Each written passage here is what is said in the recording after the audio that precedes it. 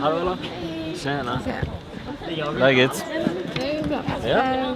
Jag kommer då från LadyJenevia. Det var hon som la upp den här memes med att du var latino. Just det. Nice. Så hon har skickat mig hit så Okej. vi ska ha intervju på engelska eller? Ja, det är fint. Det blir bra. Tell us about how you get started in making music. Did you take lessons to learn music? No, I started making music when I was, I think about 13. I started writing my own songs, and it was hip hop back then. So I was rapping, and I was recording the vocals through a webcam with a sock on it, because that was the way to like protect it from the puh and the buh. So that's how I started, and I played instruments from when I was like 6. But you know, writing my own music was like 13, 14, something like that. And why have you mostly made music in English? I always listened to music in English, so to me it was just natural. To me it was like music, English. It's easier for me to express myself for some reason. I don't know why. I've written some stuff in Swedish, but I don't know. It's always been English for me for some reason. I don't know. Yeah. And how did you get the rapper name PG, and what inspired you to do hip hop and rap? So that rap name was as easy as it could be, because that was my initials, and it was just like me typing to my friend, just like, oh, what should my rap name be? And he was like, yo, just do your initials, it's PJ, it's gonna be dope. I was like, yeah, let's do it. And then once I started making pop music, I kind of switched the sound, and I also figured like, let's just switch the name as well, because I was never happy with it anyway, so it became Paul Ray.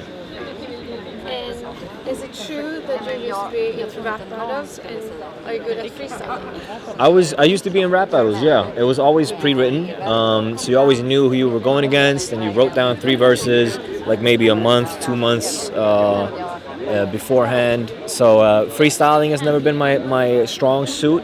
I've done it like, I think maybe 2 or 3 times in a battle, just to like rebuttal something somebody said, but yeah, I'm not otherwise strong in the freestyling. That's not my thing. And how did you get mentored by Quincy Jones? Quincy Jones, I met him for the first time in 2015. He heard my song Good as Hell before it was released, and he thought it was really good, so he called me when I was in Los Angeles and asked if we could meet up the next day. And of course I could, because it's Quincy Jones calling you. And then, you know, we hung out for like 4 hours, something like that, played music, just talked. And then ever since then, every time I'm in Los Angeles, we meet up. He flew me out to Vegas once as well. So it's just, that's kind of how he's become my mentor. Yeah. And is it true that you work with Meghan Trainor? Yeah. We did a song together in LA, also in a studio in Santa Monica. She was in a different room, having a totally different session. And then my manager, who kind of gets stuff done, you know, he meets her by the coffee machine. He was like, yo, I got my artist in the other room. You gotta meet him. You gotta listen to his stuff. So she came in just like, all right, yeah, I heard you were good. Could you play me a song? I played her All Falls Down before it was released. And we actually have the video footage of when she started hearing it. So I think 9 seconds in, she was just like, what the hell is this? And she loved it. And as a lot of people say, that she was like, yeah, we gotta write, we gotta work. I was like, yeah, of course. And then she just stayed and was like, all right, so let's write something. And we did, and then we wrote that song that day and then recorded it the next. And that's how it happened, like very naturally. Yeah, yeah, man. And how many instruments do you play? Do you start writing songs on instruments or a software program? I start with an instrument. I'm most comfortable playing guitar. I play a little bit of piano and very little drums. I used to play drums, but you don't really find drums laying around, so it's hard to practice it and keep it up. But yeah, so guitar mainly, and then a little bit of piano and a little bit of guitar, drums. Yeah. And the last question, how did you transition from hip-hop and rapping to starting to sing more? It was actually like a growing progression. It started when Macklemore was really, like, he was popping, and he always had somebody singing in the chorus. So I was still rapping, I was doing the verses, and then I recorded and wrote down a melody for a chorus, and I thought, like, this is good, but somebody else should sing it. Somebody else that's a singer should do it. Sent that song around, and everybody was reacting like, yo, who's singing? I was like, no, it's me, but, you know, we should put somebody else on it. And they were like, no, that's really good. You should keep singing. So I did like 3 songs like that with rapping in the verses and then singing in the chorus. And then after a while, it was just like maybe I should just start singing all the time, and I did. And then it went really quickly. With maybe 4 months later, I was meeting Quincy Jones and having a record deal in the States. So it went really quick once I started singing only. That's awesome. So maybe I suck at rap. Maybe that's maybe that's what happened. No, but yeah, it's fun that it went so quickly. Yeah. Yeah. Thank you. Yeah, thank you. We will talk to you tomorrow as well. Awesome. See you tomorrow. Jenevia, som är då den som har kanalen, så hon har skickat frågor till mig på engelska. Så att det är hon som har gjort research och sånt. Ja, hon har skrivit till mig precis. Ja. Så att vi ställde några frågor igår och vi har väldigt många mer. Okay. Nice. We will take off from yesterday. And first off is your mother is from Chile. Yeah. You speak any Spanish, and would you like to make music in Spanish? I speak a little bit of Spanish, yes, and I've actually recorded a song with a Mexican artist that never got released, but I was singing in Spanish for a verse. So I've done a little bit, and then at the house we sing a little bit of Cuban music and stuff like that. So it would be cool actually to do something in Spanish one day. Absolutely, yeah. Yeah, that would be awesome. Yeah. Can you say something in Spanish for the Spanish Melo fans? Because there's Spanish people watching. Okay. Yeah. Para la pública español, hola, y yo pues espero que te gusta mi canción mucho. What was it like to work with Snoop Dogg for California Dreaming? It was really cool, man. I found out that he was on the song. Nobody told me, so I had a studio session that was running really late until like 2 a.m. Got back to my manager's house, and he didn't say anything. He just pressed play, and the original song was already there. And Snoop Dogg doesn't come in until like 2 minutes in. So for 2 minutes, I was just like, what am I listening to? I've already heard this song. Is it the mix? Is it a different beat or anything? And I didn't hear any difference. And then from nowhere, Snoop Dogg starts rapping on the second verse. And I'm like, at first I didn't believe it. I was like, did you put an old verse on to like show like it would be cool to have rap? But no, it was the actual verse that Snoop Dogg wrote for it. So that's how I found out about it, and I was just totally in shock. And then I actually got to meet him when we did the music video in Los Angeles, and that was really, really cool. Because I started doing music when I was like 13, 14, and then I started with rap and hip hop. So Snoop, Dr. Dre, Eminem, like those were, and Tupac, like those were the main artists that I listened to. So to be able to have actually worked with one of them is just incredible. Yeah. It was really cool. What sports have you played in your life, and which sports do you still play today? So I'll start with the ones I don't play today. I've played tennis for 6 years, when I was like 6 years old to 12. And I only played it like once a week, and then they thought I was good, so they're like, yo, you should play some games against kids that like play 5 times a week. So I was like, yeah, cool, let's try it. And I got my ass whooped 3 times, and after that I was just like, no, this is not fun. I played one football practice, like soccer, but it was raining and I didn't have cleats, so I was sliding all over the grass. So I was like, this is not fun, I skipped that. I've done 4 American football practices because one coach saw me throw the ball and he was like, you're really good, you should come practice with our team. That's how little American football there is in Sweden. If you see somebody throw it and he's like, yeah, he's awesome, he should be the quarterback, put him on. So I did that for four times, and that was fun. But basketball I played since I was 5 maybe, and I still play it today. And so that's the passion, that's the one I love the most. Is it true that you wanted to be a professional basketball player? 100%, yeah, that was the dream. And I was actually, from 7th to 9th grade, I was in a basketball class. So everybody in the class, we were 30 students, we were all playing basketball. So we had extra basketball practices with the class. So I was doing maybe 9 practices a week, and then games on weekends. And then, I didn't continue to grow that much. So after a while, I was like, it's tough to be a professional basketball player and not even be 175 meters tall. So, yeah, I started doing music. And here we are. Yeah, that's great. Well, and, yeah, I need to... Next one. Yeah, you got pages. You got pages. Yeah, and she was very excited, and you are the one that got most questions because there's a lot to go through. Really? Yeah. All right, that's awesome. Yeah. I'm glad to hear it. You did a collaboration with the NBA star Damian Lillard. Yes. How did you two meet and end up working together?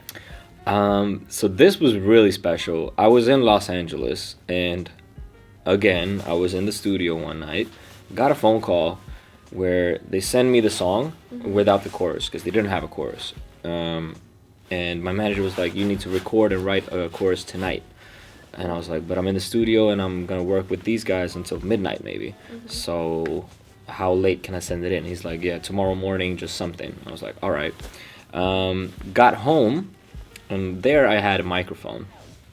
So I got the beat that he sent me, just sat down at maybe 2 in the morning, started writing, started recording a little bit, thinking about the lyrics, fell asleep for 20 minutes, and then just woke up. It's like, oh shit, is it morning? Did I forget it? What's happened? And it was just 20 minutes. I was like, okay, shit, I need to record this before I fall asleep.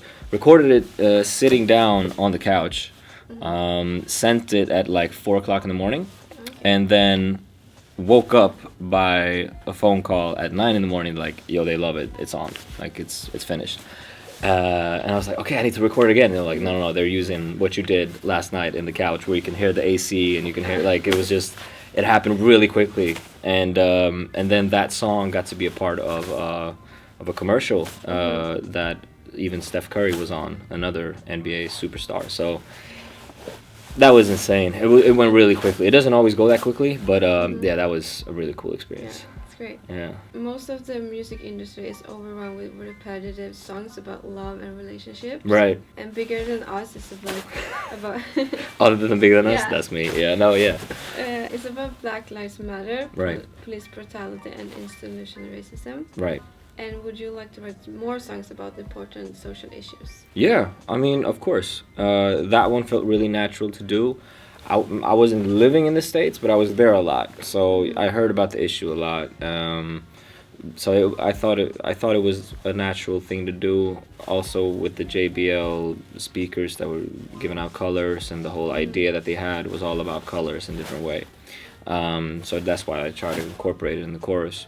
But yeah, absolutely. I don't make it my mission to be political with the music, but you know, if it feels right, it feels right, and I won't strive away from any kind of subjects. And you released your first album independently when you were 20. Yeah. Do Wow. Yeah. All right. Research. Yeah, we're done. I love it. I love it. Do you think more artists try to stay independent, consider how many horror stories there are about artists being trapped in bad contracts with labels and producers? I don't know if it's more people trying to be independent now than before. I don't know if that's the case. Maybe it is, and I would say if that's the case, I would say it's because the whole industry is so digitalized right now that, like you said, I was 20 years old, and all I had to do was pay $7, and then the album was on Spotify. And with Spotify and other streaming services, you can reach a lot of people. So, I mean, if you compare that to like maybe how the industry was at the 90s, and how easy it is to record music nowadays and make music nowadays, I would say maybe that would be the reason why a lot of people would be trying to do it independently nowadays. But yeah, I don't know if more people are trying to do it independently or not, but it's easier to do music. It's easier to reach out to your crowd with music nowadays. So I would say that probably is the reason. That's how I did it earlier. What was the creative inspiration for the song Hurt? For the song Hurt, it was the feeling where you don't want to. It's a little bit it's a risk you take when you fall in love with someone and you want to spend time with that. You invest time kind of and emotions into a relationship. So it was kind of that, like, yes, this might, if it ends up bad, it'll be heartbreak and it'll be such a tough time to get through, but maybe it's worth it because if it goes well, then it's love, and that's like the ultimate thing to achieve in your life. So Hurt is about that, like, yes, this might hurt, but you know, let's go all in and not try to chicken out or anything. So, and I also like the contrast of love and hurts, and the saying love hurts. So I just try to flip that and make that a chorus, and then that's how Hurt came about. Do you pick your own music video directors? Yes, when I do my own music videos, I'm very much a part of the whole process. Sometimes me and a director together start from scratch and come up with an idea. Sometimes the director comes with an idea and then we work together on it. But even when we're in the editing room and choosing clips, even then I'm usually in the process, because I've done music videos myself, and I do all my artwork myself. And I really want to be I've done all my logos myself, so I really want to be a part of the creative process and get the vision out 100%. So yeah, that's usually how it works. Have you done any education with the design or like? A little bit in high school, but like nothing major like that. It's just you learn by doing, and I've been doing music and releasing music for about 10 years. And when I was independent, of course I had to do it myself.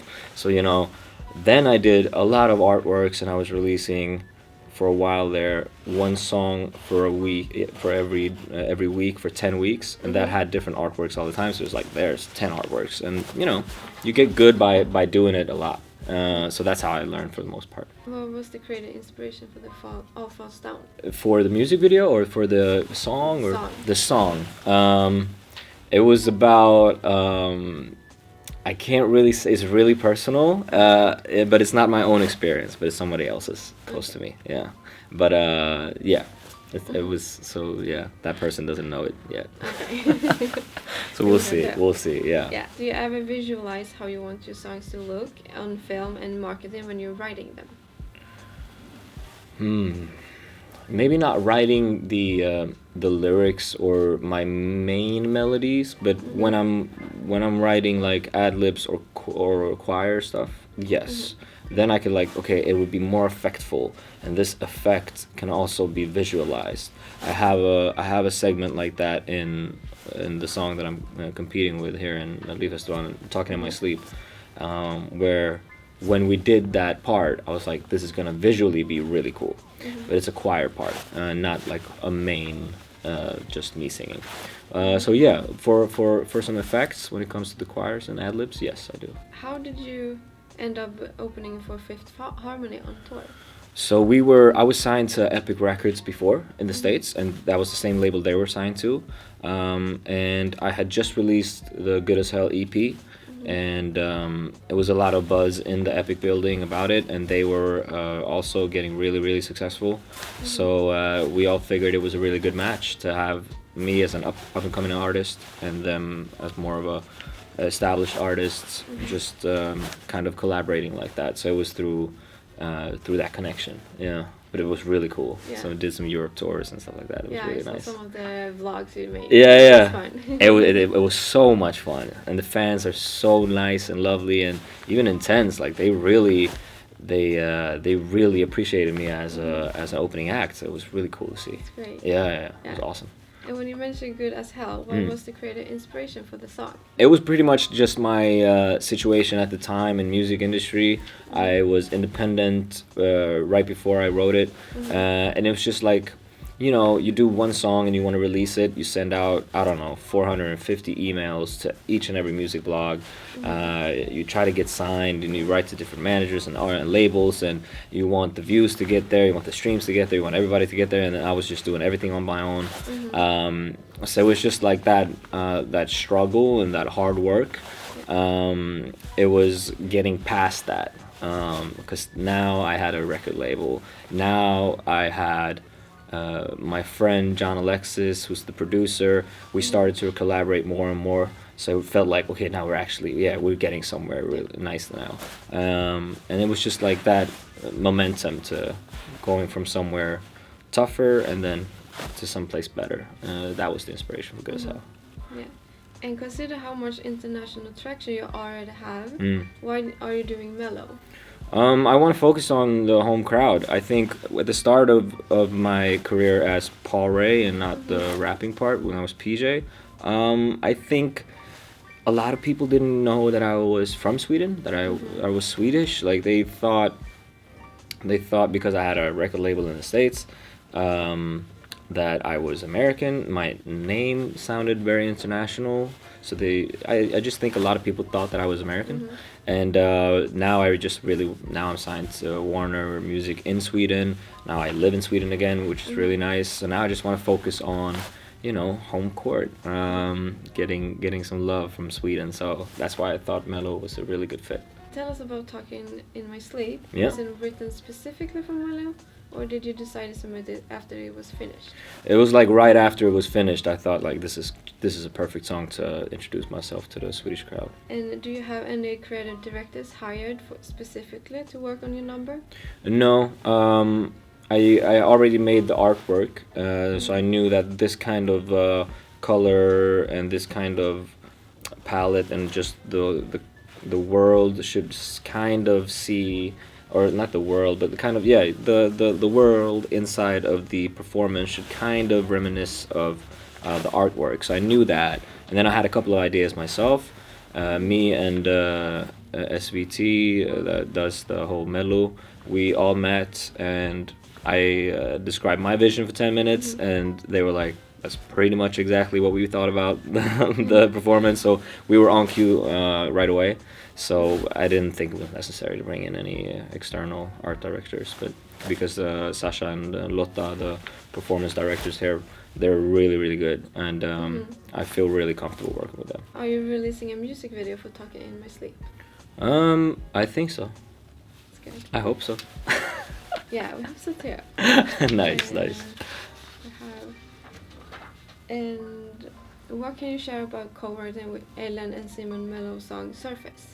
It was really nice. I actually wrote it the day after Talking in My Sleep. I wrote it the day after, and I wrote it together with Ellen and a couple of others co-writers, and it was always meant to be a duet. And me and her were singing it at the beginning, and then I got entered into the competition with Talking in My Sleep, but she still wanted to use the song, so I thought that was great. And that way, like both songs can make it on. And Simon does a really good job of doing the vocals, so I'm really excited to hear that in about 2 weeks. Yeah, in Malmo. Yeah. Do you have an EP or album ready to release after Mello? Not right away, but it's I'm working on an album, and if it's gonna be like a couple of singles before and then an album, or just an album right away, we'll see. But yeah, I'm working on it. And the last question is, what is the best advice you ever received? The best advice, I would say, when I was meeting Quincy Jones, I asked him about, well, how come you can make music in so many different genres? He's done like jazz, orchestral, blues, pop, and it sounds basic kind of, but he was just like, it's all about the emotion. Like, no matter what kind of genre you do, you always gotta have a pure emotion, and that will go through anything. Like, even if you've never listened to country, if you listen to a good, honest country song, then you will feel the emotion of the singer and the song. So I always try to bring that with me when I'm in a studio session. I just try to find something honest to write about, and then it really doesn't matter what kind of genre you go through. So that's usually what I try to live by. Yeah, that was it. All right, thank you. So much. Och allting kommer köras på engelska. Ja, absolut. Ja. Så bara börja prata på svenska, sen bara, och nu är det engelska. Ja. Okej. Jo, det är många som är så här, den switchen. Ja, switchen. Ja, just det. Vad fan, vänta. Ja. Men det löser vi. Ja, vi är redo. Okej, nice.